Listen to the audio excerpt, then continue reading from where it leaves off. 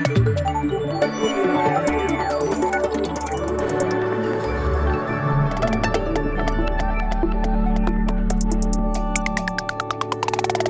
key idea for the Nintendo Switch 2 seems to be familiarity, but with a twist. There are lots that owners of the original Switch will be deeply, pleasantly familiar with, but there are lots of little tweaks within that familiarity, and some of them are surprisingly consequential. The top line, though, is that, despite Nintendo not changing the formula too much, we still love this console, and we're glad it's here. But where to start? Well, it's a lovely thing in the hands, larger, and it feels slightly sleeker than the Switch, with a beautiful glossy screen that makes its older sibling look a bit pokey, just as the Switch might have made you return to the Vita and say, "Really? Was it always that small?" Make no mistake though, the Switch 2 is dazzling. So bright and sharp and large, such colours and such lovely smoothness. The same but slightly different then, and ditto the JoyCon, which now snap into place with a lovely magnetic thunk, and which are now removed with a bumpy trigger thing, as opposed to the pinch and slide action used on the original JoyCon. The Joy-Con also now have their buttons remapped with layouts saved for individual games. You'll find this in accessibility on the system setting menu, alongside a bunch of other welcome additions like the ability to change text size, bold text, switch to high contrast mode, zoom in, change display colors, switch to mono audio, and enable text to speech. Once the machine is on, the UI is very familiar too. The pops and clicks and squeaks and pips as you strobe through the options are as pleasant as ever, and the meagre onboard memory proved to be slightly less meagre than first thought. Due to the super simple system transfer process, which has definitely taken cues from Apple, we were able to get a bunch of games downloaded onto it. Although anyone with a substantial library of digital downloads will benefit from purchasing a micro SD memory card. Just make sure that it's labelled as an express card, or it won't be compatible with the Switch 2. With that out of the way, it's lovely to see that original Switch games can be ported across painlessly, allowing you to continue the fun on the Switch 2 with any games that you're yet to complete pretty much seamlessly. Secondly, the Nintendo Online offering has quietly become absolutely stellar, with one of the standouts being the new Nintendo Classic GameCube app.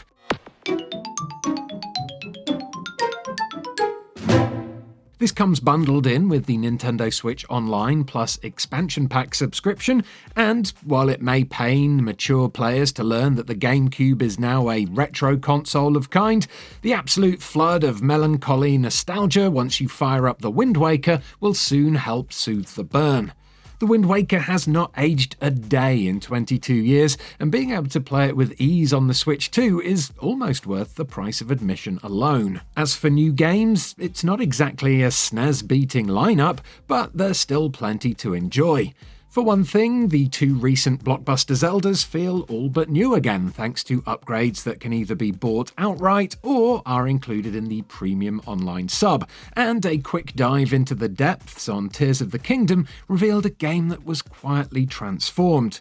The graininess had gone, the edges were sharp, and overall it's a lovely, refreshed version of an absolute banger. Elsewhere, Cyberpunk feels like both a marvel and something that's just slightly shaky once you get into firefights. And then there's the biggie, Mario Kart World. Here, in the context of the system itself, the real winner in Mario Kart is Game Chat, a free service until the 31st of March 2026, before it becomes part of the online pass after that date has passed. So maybe that's not Mario Kart's win, but Nintendo's. Either way, the Switch 2's big launch game is a perfect match for Nintendo's new social tool, or should that be service, in ways that we hadn't anticipated. Mario Kart World's free roam is key here, a mode devoid of any real direction and also semi-hidden on the game's main menu. Hang out with friends here though, and it's the perfect backdrop to a much-needed catch-up. Mario Kart World is seemingly made for Nintendo's game chat, in which a prod of the C button drops you into a voice or video chat with your pals, allowing you to play together, drop in and out of games, and stick together and generally just hang out. It's wonderfully agnostic about activities, and after setting it up, which includes a few security hoops to jump through which will be welcomed by parents given the nature of the thing, you'll soon be chatting to friends while you play Mario Kart World together or even separately. All together, anytime, anywhere. One thing we haven't been able to test yet, though, is game chat with the Nintendo Switch 2 camera, which is one of many extra peripherals that will balloon a Switch 2's already pricey barrier to entry. The reason for this being that no one we know seems to actually own one, and honestly, we don't envisage a rush for people to buy them either. The fact that they cost an extra £50 and have most of their features hidden behind a paywall, or at least they will after the aforementioned free service period runs out, feels rather naff and quite money-grabbing. But those aren't the only negatives. Obviously, the launch lineup is rather thin outside of Mario Kart, and the basics of how the Switch 2 works are pretty much known, so it doesn't really feel like a generational console leap. It's also worth noting that the battery life could be a lot better too.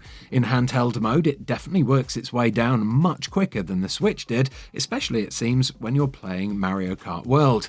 And even stuff like the new mouse mode can feel a bit weird and undercooked, and we wonder how much this function will actually be used in the future. Each JoyCon 2 controller can be used as a mouse. It feels like a throwaway idea that developers will quickly forget to implement, aside from perhaps some low-budget indie titles seeking to capitalize on the new system, and of course, the option for mouse control in the upcoming Switch 2 version of Metroid Prime 4 Beyond. The mouse controls do feel nice and accurate when used on a table. On legs and sofas it feels more clumsy, however, but holding the thin Joy-Con on their sides for an extended period of time can start to feel rather uncomfortable compared to the ergonomically designed mice that most people have for PC gaming. Because of this, we don't really see ourselves using this control method too much at all in the future, unless of course Nintendo releases a brand new version of Mario Paint in the future, which they totally should. All of that, and yet, after a weekend of playing with the Switch 2, we're still very excited by it.